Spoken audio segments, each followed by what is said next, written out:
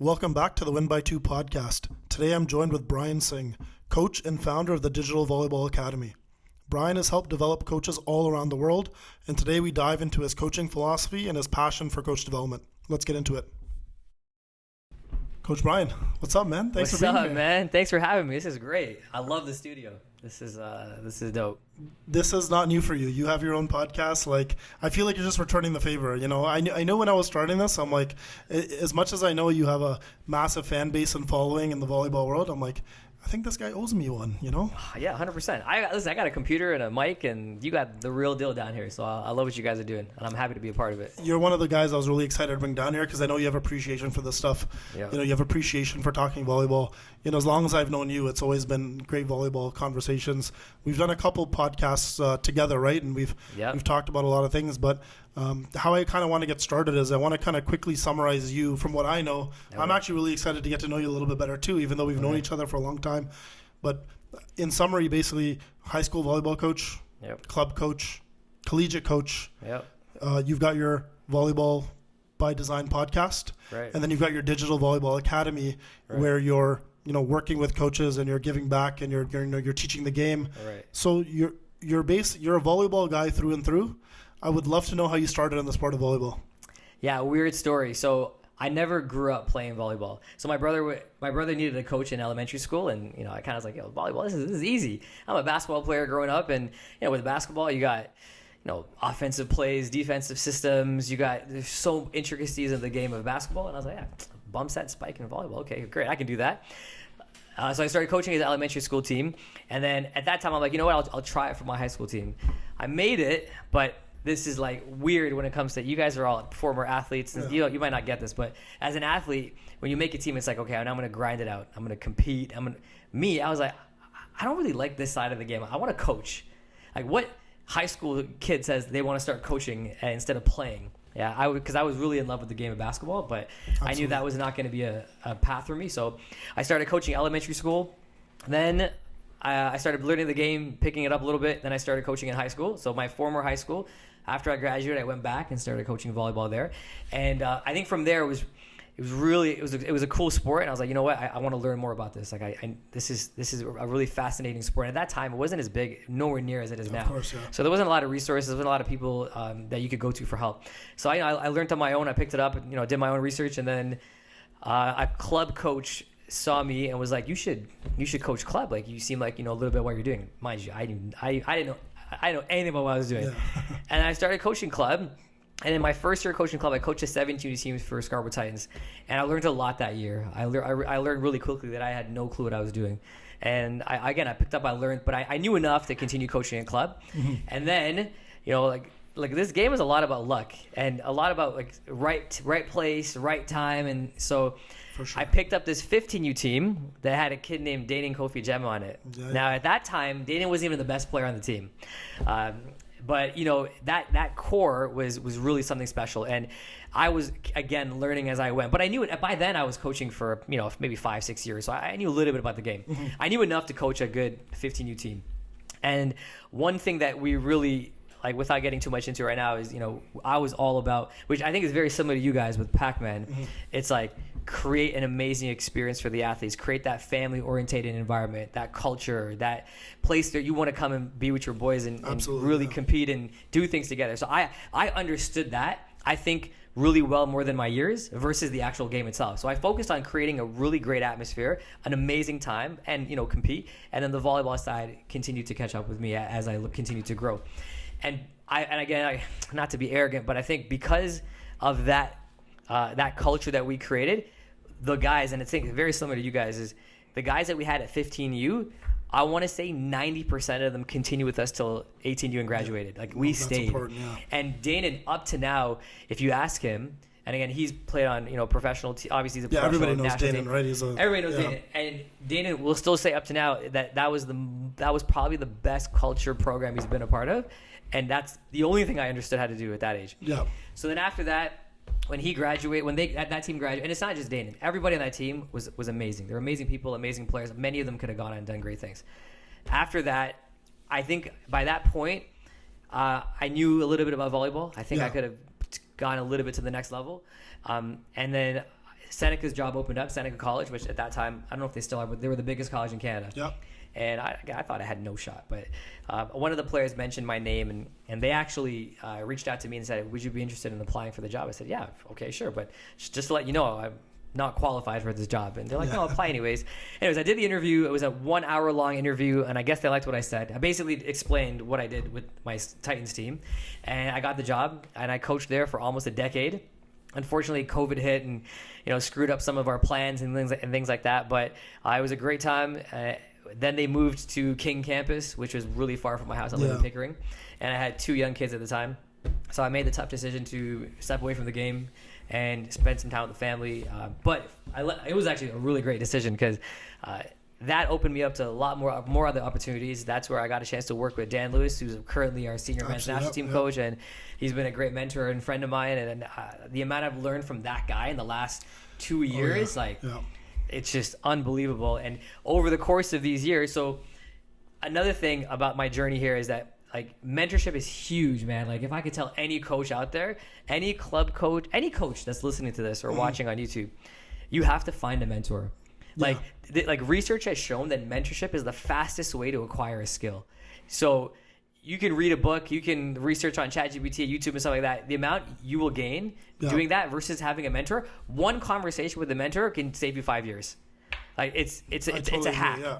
So thankfully, well, actually, I shouldn't say thankfully. It took me probably maybe 9 years into coaching to realize this. I thought I would do everything on my own. I don't need to listen to anybody. I know what I'm doing. I'm good. Yeah. Not to mention, I coach one of the best players in the province. Relax. Stupid. That was dumb. And I know what I was doing. Anyways, so thankfully, because of my growth in volleyball, I've been able to meet a lot of great people. John Sproul was an amazing mentor of mine. That guy's a wizard when it comes to volleyball, and now he's the president CEO of USAV. And then Dan Lewis, and then again, I've had a lot of great people in my world, and I think because of that, I'm hungry. I always, even up to now, coaching here for 20 years, man. If you tell me there's a coach out there doing something that I don't know about, I want to learn.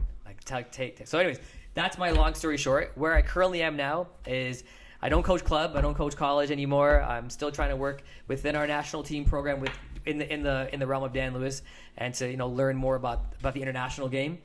And I coach in high school. I'm a high school teacher, man, and I coach at a school, West Hill CI in Scarborough. And I got to tell you, it's been a while since I've fallen in love with the game again to help these kids at this school. And man, I took over the program 3 years ago, and I had a 5-year plan to get them to OFSA, and we did it in 3. It's amazing. Yeah, so it was really cool. And we're currently 4th in the province, so that's not bad for a high school team. This is good, man. I didn't know these things, right? So I was very excited to have you on and talk about these things. First of all, you're speaking my language here, right? Because very similar, pathway in volleyball. One of the things is your pathway is really similar to our club founder, Kelly Smith. Right. Never played volleyball a day in his life, had no idea.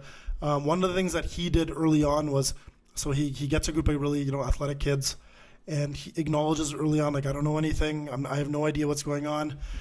He very quickly read a bunch of books, watched a bunch of videos, figured out who the top coaches around were, and he kind of put us in an environment where he got those coaches in the mix. So very early on, when I was 15 He's or 16, better than me because I should have done that. Well, I wanted to segue because very early on, I got to see Dustin Reed when I was 15, 16. He was in my gym working with us. We got to meet Wally Daiba, who was coaching 30 years plus at York University. Right. I'm just curious, obviously you said you didn't really know much.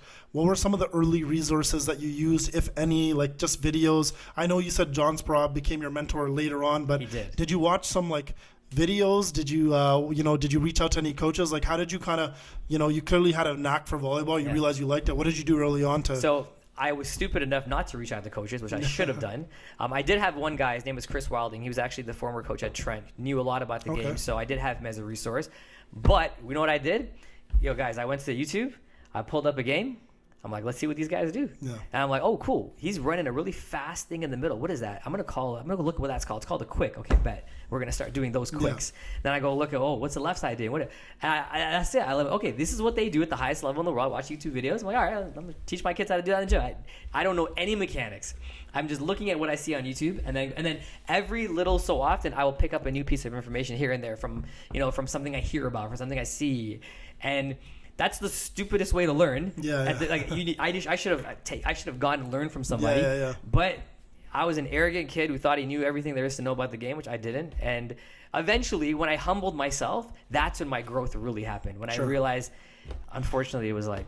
And what was that humbling moment? Was it like a loss? Was it like you went against a coach that maybe was really reputable? Like, what did you remember? Can you pinpoint what that was? There was a moment, and it was late in my career. Actually, it was John Sprout was my moment. So I was at UCLA, and I was in the gym, and I was at one practice. So I was coaching for I want to say 10 years or 8 years before that moment. I was in John Sprout's gym at UCLA. And after one practice, I went back to my wife and I was like, "Yo, I don't know anything about volleyball. There's a whole world out there, bro. Right? I know nothing. What am I doing?" And I'm like, I look back, I'm like, bro, for 8-9 years, I've been doing this on my own. I mean, I had a little bit of help from that guy Chris Wilder, like I mentioned, and a few others, but I didn't allow myself to grow. And after that day in that gym, my mindset shifted completely. I was like, I need to go find the best. I need to go find the best coaches. Yeah. I need to surround myself with way better coaches than me. And then from then to now, the growth has been exponential. Versus I didn't waste for it my first 9 years, but man, it was bad. But there's a lot to be said about finding your own way and figuring out your own style, right? Like at the end of the day, you could say, I'm going to coach on day one, and then on day two, I'm going to read the book of John Sproul. I'm going to read Dusty. You know what I mean? Yeah. But there's something to be said about finding your own way and finding your own pathway, and honestly, trial and error, right? Yeah. You may not have been humbled the way you said you were, if you didn't do it on your own and realize like, whoa, like there is actually a whole universe of volleyball out there. Yeah. And I noticed that John Sproul is a good example because, he was obviously at UCLA for many years. He's in charge of USA Volleyball now. Yeah. Even when I talk to any coaches from the NCAA, it is a whole different animal. It's a whole different beast. Yes. Even the way they talk about volleyball, their lingo, their vernacular, That's right. I don't understand. Like it's just a different That's right. And I think you've had a lot of experience now. Like you go to a lot of these coaching clinics out in the States, the AVCA stuff. Yeah.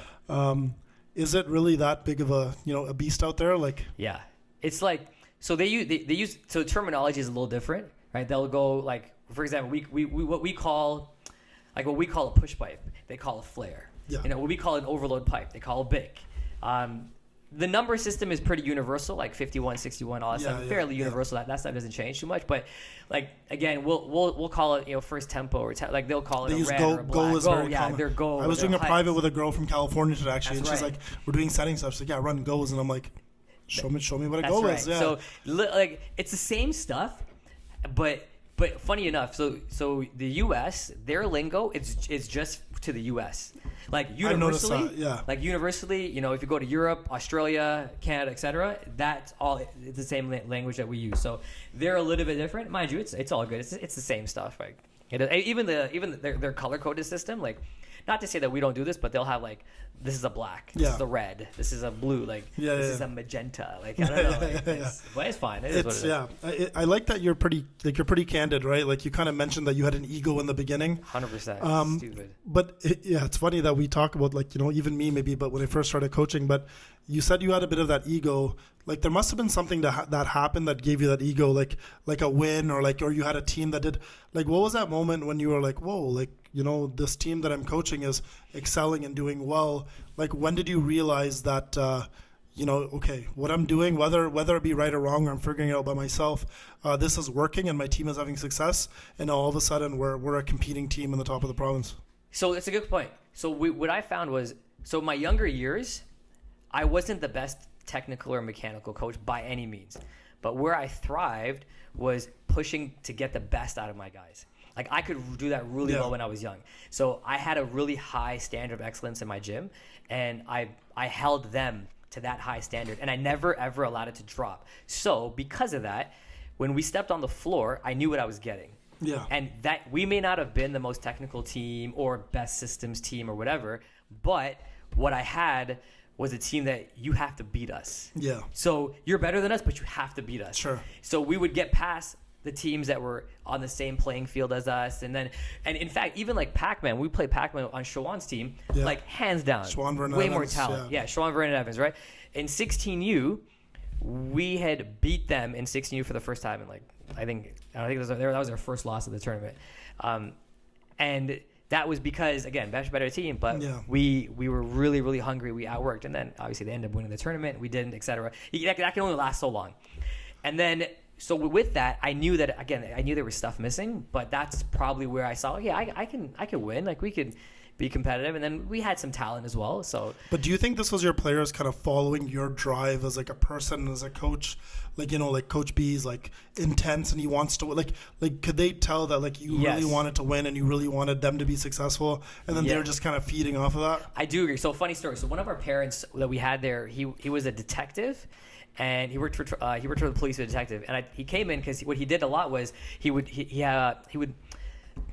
kind of study how people behave so they can negotiate better and like they can get him with. So I told him, I'm like, yo, do that on me. Like, come and see what my behavioral patterns are, whatever the case is. So he did his whole test, whatever. He has a whole thing he did, and he said your players respond much better when you stand versus when you sit. That's an interesting point. And I'm like, okay, bet. So the rest of my coaching career, I stood up and I never sat down. So when I'm standing, and when I'm standing, like I'm not the most animated coach on the side. Like I'm not like like whatever. I don't. You're not Dan Lewis. I'm not Dan Lewis. Dan Lewis is he's very animated without a doubt. Yeah.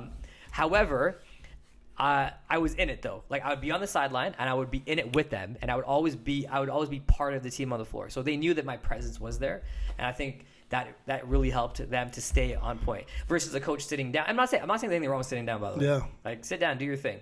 But I feel like when you're sitting down, it's more they're there and you're there, and that there's that for some reason that distance. I don't know what it is. That distance I could not agree more with you. Changer. But I had a funny moment in my coaching career where when I first started coaching, and my mentor, like Kelly Smith, the founder of the club, was our coach. It was if you sit and coach, you're not a coach, Yeah. So my whole like lifetime of coaching, I was standing and I was on the sidelines. And remember, I don't trust that. I don't trust the guys enough to remember 100% of the time what they need to do. So I'm there reminding them. Yeah. I trust you enough to remember 70% of the time. Yeah. I'm there to say, guys, hey, front hands, like, Yeah. But it's funny. One thing I noticed over time as I started coaching, and maybe after, like, as coaches, we have a bit of success. I did notice that there was a group of kids that I was coaching. They felt a lot of pressure by me standing on the sideline. Like, again, I'm like, to your point, when you're sitting, okay, like we're way back there, we're not engaged. But then at one point I realized, like, I'm right on the sideline, and it's like breathing down these coaches breathing down my neck. There was 1 year, and we won a lot that year, where I realized, like, hey, I might be putting a lot of pressure on my athletes. And in practice, I try to be all the drills, I try to make it player induced. Like they input their own ball, they're doing this. Because again, when we're in a game, at the end of the day, they're playing. You know what I mean? So in practice, I try not to be so involved in all the drills. Right. Because when you're in a tough moment in the game, like I'm on the bench, like I can't be there to help you. So I noticed in that time, like I was sitting, and it was the first year and people were looking like, Jesse, why are you sitting? Like you never sit. Yeah. And I've coached for 12 years. 1 year I sat. It was probably the most successful year. I had Will Basilio and Chris Tottrams, and That's the year you sat. That was the year I sat on a chair, and I realized, I'm like, but that team was also really organized. There was a lot of very mature athletes for their age, and I'm like, I'm just sitting back and they're good. I've got a captain in Will Basilio. I've got a captain in Chris Tottrams. They're very good at. I'm just there to sit back and enjoy. So it's funny. Like I agree. I'm standing again now, by the way, because but for a little moment in time I was sitting. But it's funny that you said that you had that detective do a little study. Yeah. Because I agree. I think standing is the right way. But I'm like, sometimes I think, maybe you never know. You have a young daughter. You might start coaching her one day. These younger kids might feel an immense amount of pressure with Coach Brian standing there. They might get that feeling of like you're breathing down their neck. That's interesting. Yeah, coaching my daughter, that's a whole other conversation. But yeah. But it was an interesting thing. But it's funny, like when I hear you talked about how you got a lot out of your team because of the type of person you were. Yeah. We've always gotten along because. Remember the first time I met you, it was like, hey, man, look, another brown coach. The Spider-Man meme where we posted There's not a lot of, like, Indian brown coaches that are coaching in the league. And I remember, like, my upbringing was, like, inner city. I didn't grow up with any white kids. It was all black, brown, Asian kids. Right. I'm assuming your upbringing was really similar. Did your upbringing, like, when you grew up as a kid, that kind of, like, fieriness that you brought into your coaching, did that have a lot to do with how you were born and where you grew up? I don't know. Like, where I grew up, like I grew up in Scarborough. Yeah. I was born in Ajax. I spent until I moved to Scarborough when I was in grade 4. But even then, like growing up in Scarborough was like inner city, right? Like yeah, it was different. It was definitely different. Not to say that like, you know, my family's middle class family. Like we were okay, but nevertheless, like I still grew up at, you know. Funny enough, I went to Westhill Collegiate, the school I coach at right now, nice. That's awesome. which is really sick to go back and do that. But yeah, we grew up in that in a really cool era. And does that contribute to the way I am as a coach? Probably a little bit. But it's just my competitive nature. Like I've always been a competitive guy, and I think part of the competitive nature, and I don't know if I still think like this, and part of me wants to think I do, but I'm just always like, you have to beat me.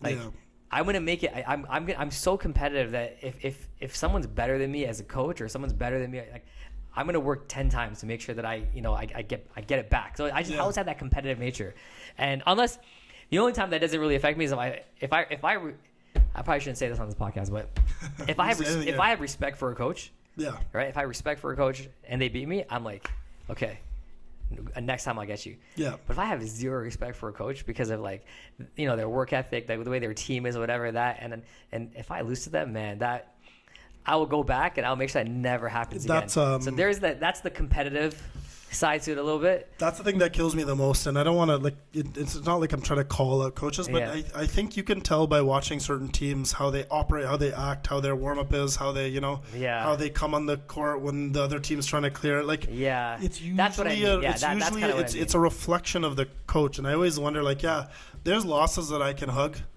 And so, fair, cool. Like, like we've been around each other a long, long time, and we have a mutual respect for each other. But there's a lot of losses I can hug, but there's a lot that like I won't sleep at night because it's like, fuck, I hate that person got the upper hand. But that's that kind of competitiveness. I know for me personally, like the way we kind of grew up was like we were hyper competitive when we were kids. Yes. In our environment growing up in Pac-Man, like it was all like, we're working each other every day, a little bit of shit talking, poking a bear type stuff. I know nowadays it's to no one's fault. It's just the way the generations are going. There's maybe less struggle. There's less, things like that. To an extent. Like I hear that all the time. And this is interesting, like for coaches watching this. Like I hear all the time, this generation of athletes, you cannot train the way that we trained. Listen, that's to a certain extent. Yeah. When you come into my gym, like we have a certain standard of excellence, and I'm telling you, kids want it. Like kids want that tough. That if a kid is seeing results, like they're not gonna question or ask you, okay, I need you to go easy on me. Like they want more of that. Yeah. So when you come into, as long as you don't cross the line of like, you don't curse the kid out or don't go at them at their character. Right? Like certain things like that, fine. Of course. Yeah. But that doesn't mean you don't go at them and train them and coach them, or you're not doing your job. And I'm hard on my kids. Like absolutely. I'm hard. I yell in practice. I go at them in practice, and I always tell them at the beginning, listen, my job is to create an environment that is so challenging that when you go into a game, you're walking through the game. Like that is and I'm not doing that as a coach. I'm not doing my job.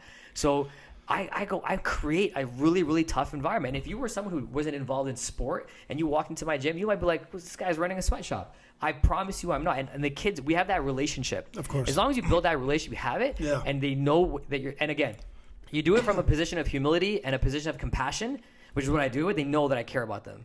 And they know I'm doing it for them. You do it for the right reasons. You got right? like, even this whole like, again, you might hate me for this, but like, okay, running suicides or running lines. Okay. Running suicides does not do anything. I get that. You don't want to spend 10 minutes running lines. Does absolutely nothing. However, if I blow my whistle and say on the line, give me one there and one down back. That takes 10 seconds. Yeah. What does it do? It refocuses them. It says, okay, here's my punishment, and now I go. I know we don't want to we don't want to associate punishment with anything. That's not the way the world works. Like, is that you have there's consequences for certain things. Of course. Or else no one's can be competitive. There's a winner, there's a loser. So to say that we can't coach with consequences, which I hear all the time, blows my mind. Guys, coaches watching, you can have consequences. Nothing wrong with consequences.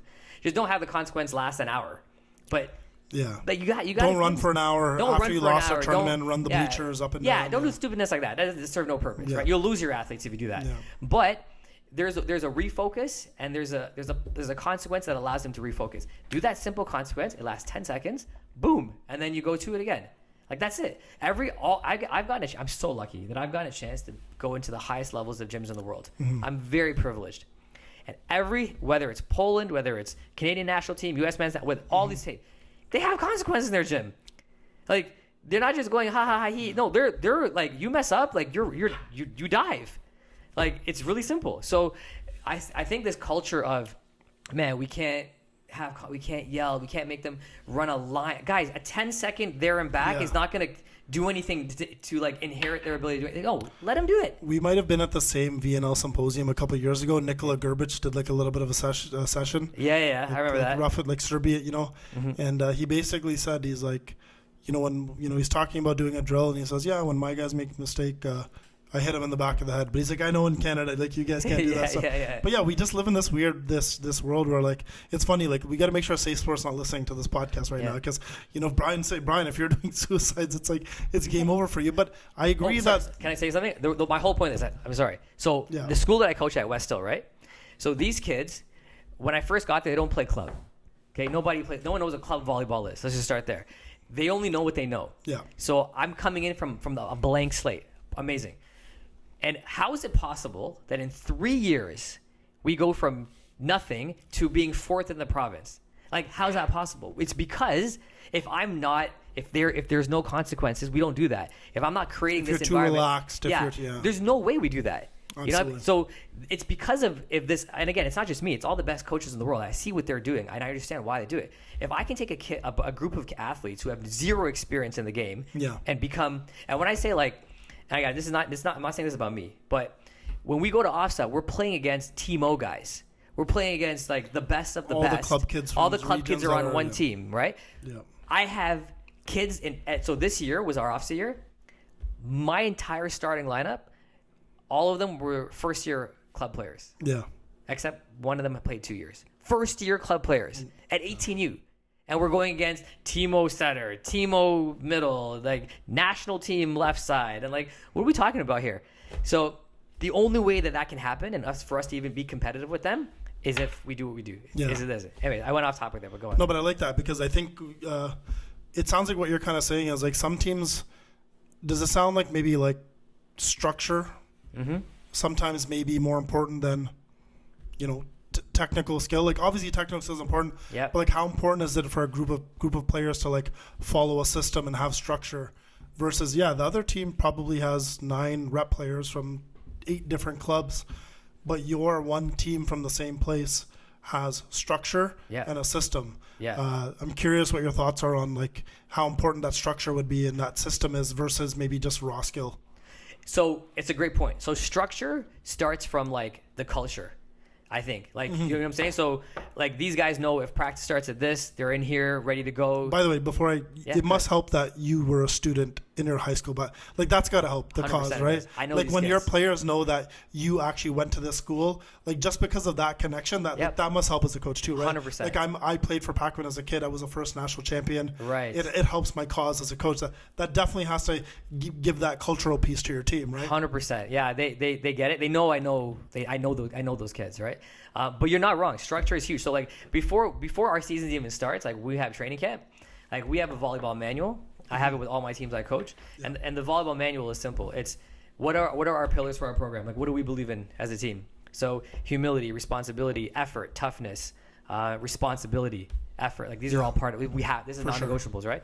Then we go into like the policies and procedures of the team. Like everybody has theirs, and then I have you sit back and you think about what is your team's identity, like. Because at the end of the day, your team is a reflection of you guys. Like that's your team. If 100%. if your team loses, guess who gets blamed? Oh, Jesse's team lost. Kadim's team lost. Like these are the guys that get blamed first. It's not the players, it's the coaches. So at the end of the day, we're the ones that get fired first. We're the ones that get all the blame. Doesn't matter. For sure. So this team is going to be a reflection of us. We have to understand that. So what does that look like? So I lay it all out in my volleyball manual. I'm like, when you come, like if practice starts at 7 a.m., you are not. Like you were in the gym at 6:45, 6:40, getting ready, getting prepared for practice, not just showing up and practicing. You have to be locked in before. So when 7 o'clock hits, you guys are ready to go. And it starts with me. I'm always in the gym early anyways, and they see me in the gym. Example, right? Yeah, so I always try to be the first one in the gym. Last guy out, and it's good too because then your players are like, coach is there before me. I'm gonna try to beat him. So it starts there, and then so once that culture piece, things like. when you walk in the gym, you high five your teammates before you even touch the ball. Before you leave, you high five your teammates. Like you're now leaders on the team. You're leaders in the building. What does that mean? Well, you're gonna help these guys out. When it's food drive time, we are gonna provide the all the canned goods for food drive and make sure that we distribute that. Like all these little things, and they get it. And there's no late for practice. There's no I missed practice. Listen, you better be like sick. You're sick as a dog, no problem. You're injured, you're at practice. Like practice is non-negotiable. Chipping balls in. Yeah, you're doing something. So yeah. And then you always start like for us now. You may not do this with club because club's a little different, but like in high school and other sports, like we'll start off with 16, 17, but within the first couple of weeks, 2 of them will cut themselves, and I love that because it sets the stage for everybody else, and you get rid of players that just aren't there for you, and there's nothing wrong with that. So then the guys that show up, like, okay, this is serious. Then eventually the results are going to come in. They may not win everything, but they're going to start winning some games. So this is your cultural structure leading to, the certain wins and the certain results. Absolutely. And then practice is structured obviously and things like that. I sit down and think about what I'm going to do. I have all my players that I know and strength and weaknesses and all that stuff. Like all that stuff. We could talk systems if you want, but there's a whole plan in place. And then I execute that plan, and then we go from there. But the culture piece is where I think no, for sure. It's if you don't have that culture piece or that foundational thing, you can have the best systems in the world. It's not going to help. I think that's where we've always really connected because we've talked a lot about volleyball, like I said, from like here and just in public or then even on your podcast about we have a lot of very similar thoughts, and it's nice to kind of hear the side of you because I didn't really know much about your high school team and kind of how you started in volleyball, but. It seems like the right time to kind of transition. Like I'm really curious about your digital volleyball academy, right? Yeah. Because like you said, you're not the volleyball guy. You knew nothing. You had and now you're the guy that's telling coaches how to coach. Right. It's crazy. Obviously, like you've done an amazing job over the years of building your your base and your coach base. I'm really curious. Obviously, most people are going to be very familiar with your your platform. You have coaches from all over the world. Is that fair to say? Yep. What is it that what's kind of the universal piece that kind of all coaches are looking for? Like, is it give me a plan, help me with structure, give me some tips on like how to motivate athletes, or is it just like, Brian, like give me 5 drills and like I'm good, thank you so much? Like what is it universally that coaches are looking for with especially with you working with so many now? Right. So I've been lucky. I've been running this program for this academy for 6 years. I've mentored over 2,000 coaches in that time. It's unreal. Unbelievable. I'm super privileged and lucky. It all comes down to one thing. Everybody has little problems here and there, but it always comes down to this fundamental problem. How do you create a championship program? That's what it is. How do coaches create a program? What does that mean to create a program? Yeah. And no one knows how to do that. Because you know why? No one's ever taught how to do that. Like, if you guys ever learned how to create a program before, or did you figure it out yourself or get some mentors? But I can't go to a course and learn how to create a volleyball program. I can go to a symposium and learn a little bit from here, a little bit from here, a little bit from here. But I don't know anything. So I realized that when we were younger, we only knew what we knew. Mm-hmm. And there's no real course or place where we can go where it's like, okay, you're in grade 1, learn your fundamentals. Now you go to grade 2, now you go to grade 3. There's no progression. I can't think of one. So I created the solution. So in our academy, we have beginner coach. You're in stage 1. Here's all the trainings and things you need to learn what you need to learn out. Now that you're done that, then you go to stage 2, then you go to stage 3. So we have the very beginning part this is the build. We call it the build your base phase. I teach you the rules of volleyball. I teach you what the hand signals are. I teach you what referees look for, how to do a friggin' lineup. This is when you're just getting started, where how many of us have messed up a rotation card, okay? Absolutely, yeah. I don't know if no one ever taught you to do one. You kind of just figure it out. So that's when you come, you're a brand new coach. Then you learn how to do rotation, how to do what is the 5-1, what is 60, what is all this? So I teach you a little bit, then I teach you mechanics. Right. Every young coach they're not familiar with mechanics. So there's 6 skills in volleyball, right? I teach them all the mechanics, all the 6 skills. Yeah. Then as you progress through, then we start talking systems. Okay. So there's a progression in place. I've learned what a coach's journey is because I've gone through it. Yeah, you've gone through it. And I've created a system where no matter where you are in your coaching journey, you can come into my world and you can get training to get to the next level. Whether you're a professional coach or a rookie coach, I know what you need to do to get to the next level, and I'll help you do that. So when they come to me, they don't know they don't know anything. They don't know how do I get to the next stage? Like, I know what I know now, but what do I need to do to get to the next stage? It all comes down to programming. Yeah. You're somewhere in your program, but how do you get to the next stage of your program? That's where I come in, and I can help you there. And it's not only that too. This is another part. So that's the first part. Yeah. But the second part, and a really great advice I got from a mentor, which is really good that you guys are doing this, is he said, if you going at this alone, if you go at volleyball alone, you are going to prevent yourself from growth because you're never going to be around conversations where it could spike an idea. So here's an example. We're having a conversation right now, right? Yeah. I may say something in this podcast, and you have a bunch of guys here listening, and you're listening, and it may trigger you to say, wait a minute, that's a great idea. Oh my, I can't wait to go try that with my team. Now, if you weren't here and you weren't in a volleyball community, that would never happen. So you never know where you can be, where one idea will spark something, and it's like, I cannot wait to try with my team. And that one idea takes you to the next level. So this coach said to me, because of that, you have to go and find those communities. You have to be a part of that, right? A lot of professional coaches I know, they have groups where they meet up once a month. Yeah. They'll meet up once a month. They'll just talk volleyball. Hey, this is working really good for me. This is not working really good for me. Like this, they do this intentionally. Yeah. In the business world, you call this masterminding. Executives come up and meet up. This is the thing that professionals do. I didn't know this world existed. So in my academy, I create that for them. Like we meet up twice a month. One is just a Q&A, and the second one is a live training where I deliver a live training. So these coaches come to me for the first part I mentioned, the system, the programming, and the second part is community. Like they don't go alone. I had Jordan Taylor on the podcast last week, and he said, if you're the smartest guy in the room, you need to leave the room, right? 100%. And that really resonated me when I heard that, and I've known him for a couple of years now. But that was one of the first things he says was, you gotta put yourself in these rooms where people know a lot and people are from different walks of life and different types of, because there's so many different ways of coaching. But you know, when I hear you talk about some of these things, one of the words that kind of come into my mind about your stages is like, just like periodization, right? And you talked about it like building a championship program. One of my thoughts were, and we can debate it or agree on it, whatever you think, is I think one of the things I've noticed is like, why do coaches coach? Right. Because they want to win. Right. And coaches love to win and they hate to lose. Correct. And when it comes to the process of winning, what are they willing to do? They're willing to do anything to win. And I think what happens is remember, you only really win at the end. Like you only really win in the playoffs. You only really win in April and May, at least in our OVA club season, you know? And I find that with coaches, they don't know how to lose, right? They don't know how to periodize their season. Sure. So for example, they do everything in the first 30 days. That's true. They try to win. They want to win the November and the December and the January and the February. And like I said, they run their same starting lineup the whole time. Where I know one of the things I learned early on, and listen, I love winning, trust me. But I'm okay with losing if it means winning at the end, and I know how to stretch out a season. Right.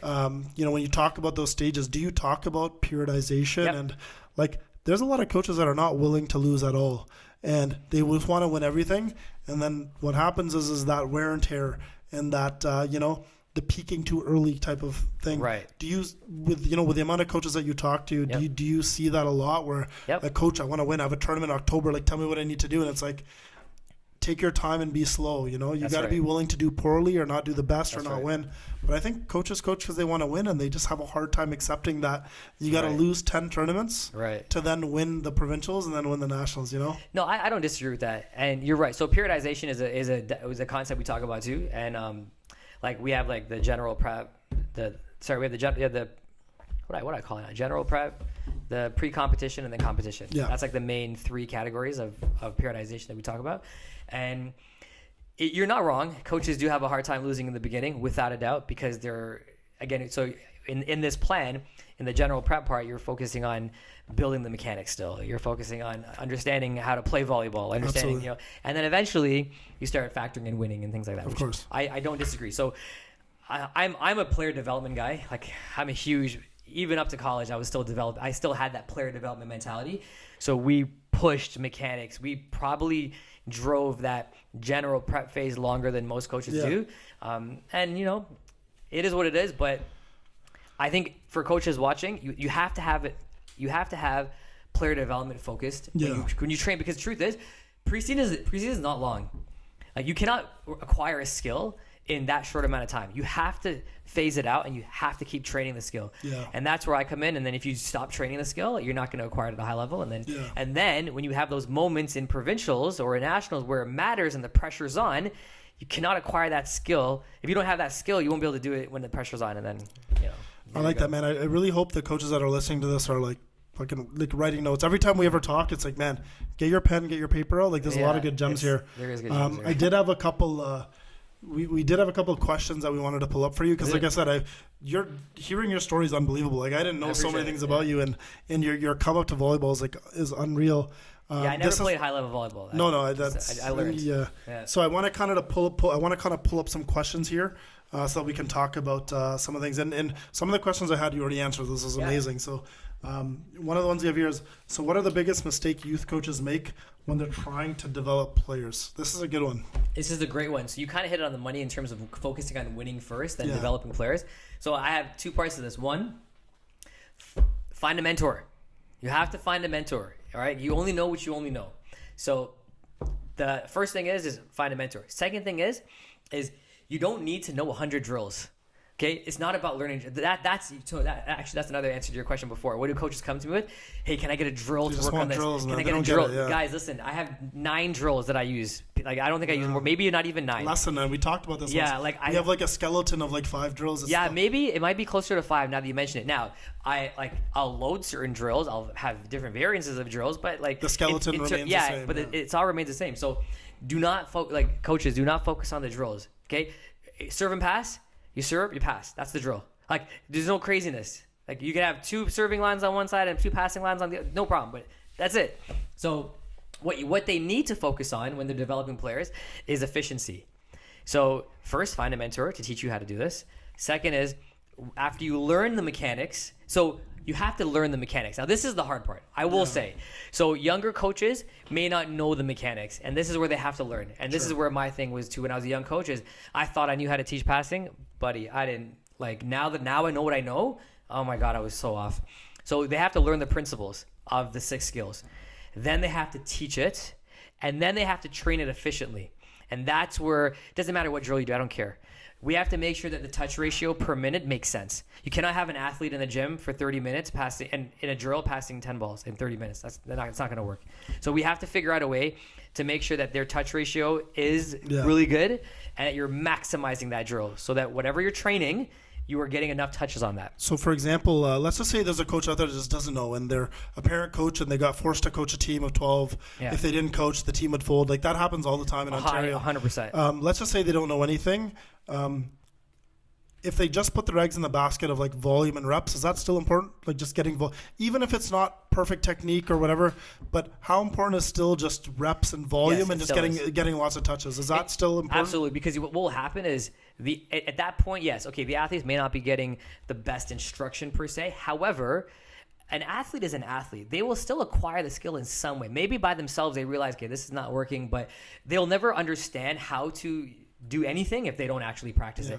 And in our sport, in basketball, Steph Curry puts up 500 shots. So we're doing the same thing. We're passing the ball as many times as anything. Yeah. And then what I mean by efficiency, so like this is a big ask, but you have to. I'm very metrics driven. Okay, this is a quote that I love. You should write this down, coaches. You can't grow what you can't measure. Yeah. So if you go through a practice and let's say you're doing serve receive, right, and we're working on our reception. And the athletes go, we do a serve and pass drill, 45 minutes passes, we go, okay? How do you know that athlete got better? You can use the eye test, maybe, but if you do a serve and pass drill over the course of a week, how do you know that by Friday, that athlete's improved that skill versus Monday? You got to stat the passes. You have no clue. So we have to stat in practice. And what it does is does 2 things. One, it gives us a baseline and it gives us a benchmark that the athlete can then go and come back to and say, hey, I passed a 2.1 today. Hey, I passed a 2.3 today. Amazing. But more importantly, it allows you to know how many times did they pass the ball this practice. Like, do we know? So in my gym, we're always statting. So when my guy, whoever doing stats, says, hey, this guy has 20 passes. Great, you're out. Next person comes in. So I know they're getting the quality of reps because I know how many passes they made. I know the quality of those passes as well. If a player is at 10 balls and one's at 6, I'm like, guys, we need to serve more here. I'm not wasting time. So the touch ratio is, again, really good. So you can't grow what you can't measure. So you have to stat, which is another thing where they make a big mistake. So I said, I said mechanics. They have to learn the mechanics. Yeah. They have to stat so that we have measurable feedback, metric feedback. They have to find a mentor and stop focusing on the drills. It's not about the drills. It's about the efficiency of those drills. So those are the 4 things I would say. That's good stuff. All right, we got one here. Where do you think volleyball coaching is heading over the next 5 to 10 years? That's a good one. So there's two ways. We are seeing a lot of parent coaches, which is great. Okay, there's a lot of. I love the fact that parents are trying to get involved. It's growing the sport in general, right? It is growing the sport in general. I love that more coaches are getting involved, which is great. So right now there is a huge need for coaching education. So this is how it's going to go two ways. Either one, coaches still love the sport. They're learning. They want to learn. They find the right places to learn from, and they go and they grow, and we get more coaches. Or there is that we have a lot of surplus of coaches, and there's nowhere to go, and we lose coaches, and they stop coaching the game. You know, the politics, the drama, whatever, all that stuff. So to answer your question, where is it going in the next 5? I see it growing, but I don't know if coaching is still going to be a thing. Like, I hope it is. Yeah. I'll tell you one thing, guys. In Canada, coaches don't get paid in Canada. Yeah, that's a tough one too, right? They don't. It's unfortunate. But, you know, the team I coach, I do it for free. Actually, it costs me money to coach this team. What am I saying? The amount of money I pay for these kids, unbelievable. But I understand where coaches say that, you know, they want to get compensated in a certain thing. Of course. But at the same time, nowadays, coaches are not willing to volunteer as much as back in the day when we were growing up, man. Exactly, yeah. It was like, volunteer, yeah, no problem. Payment is like a secondary option. I know, yeah. Now, because of the cost of living and the way that the economy is, it's hard to keep coaches without paying them. So this 5-10 years is going to depend on a lot on the economy and a lot on coaching education. And then I wish I could I don't know. Yeah, it's a good one. It's gonna be a tough one to see what happens. What do you want athletes to say about coaches who had the biggest impact on them? What do I want athletes to say about coaches who had the biggest impact? You know what? It's like it changed our lives. Yeah. You know, like I always say, we're in the business of creating relationships. Of course. Yeah, we create relationships within the players as well as, you know, we create relationships with us and them.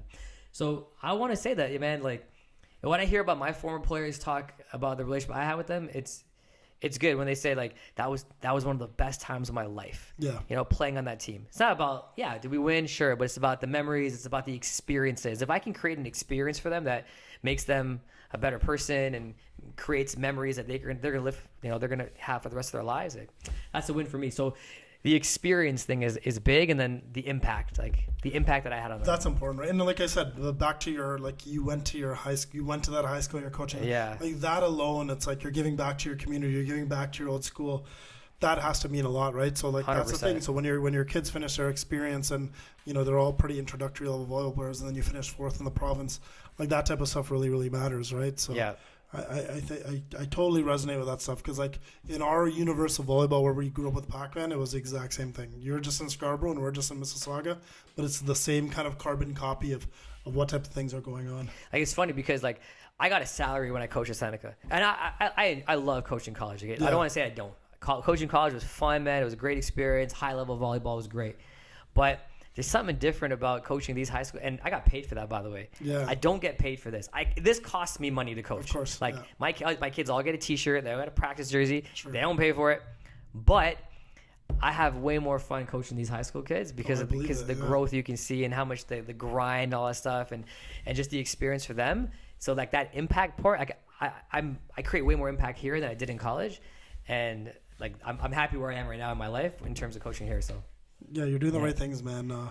There's one last question I think we had. I wanted to ask you about. Do we have it? It's the one about going into the practices. Because I know one of the things that you do is you kind of get contracted out. Yep. To go to different clubs and work with different teams. Obviously, you know, you're not coaching a club team or you're not in the collegiate. But I was just curious. So with this question, when you walk into a practice, this is kind of be the thing that I really want coaches to listen to.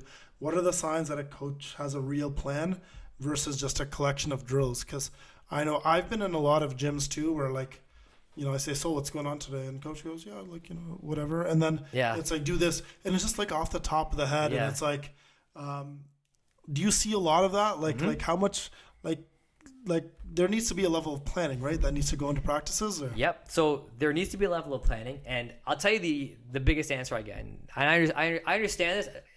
It's wrong, but I understand it. I don't get paid enough to do this. Like, I don't get paid enough to come and sit down and plan a practice before every practice. Are you kidding me?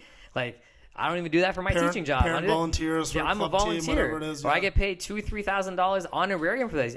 Guys, come on, like you're asking for too much. I understand that, okay? But what I'll tell coaches, and this is what I teach my coaches, okay? Planning a practice is part of the culture. It's part of winning, right? If you're telling me you don't want to win, don't plan a practice. But if you're telling me that you wholeheartedly want to win, there's things when planning a practice that happens that would not happen otherwise. So I'll give you an example.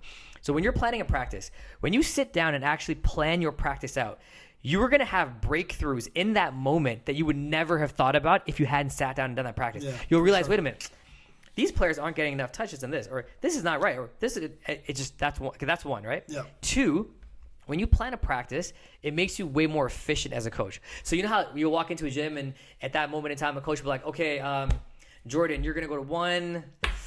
Jessy, you're going to go to 2. Yeah. Kadeem, you're going to go to... delay period. Yeah. There's a lot of that, reason. I guarantee you, add that up, 10 to 15 minutes, for sure. Easy a practice where you were organizing.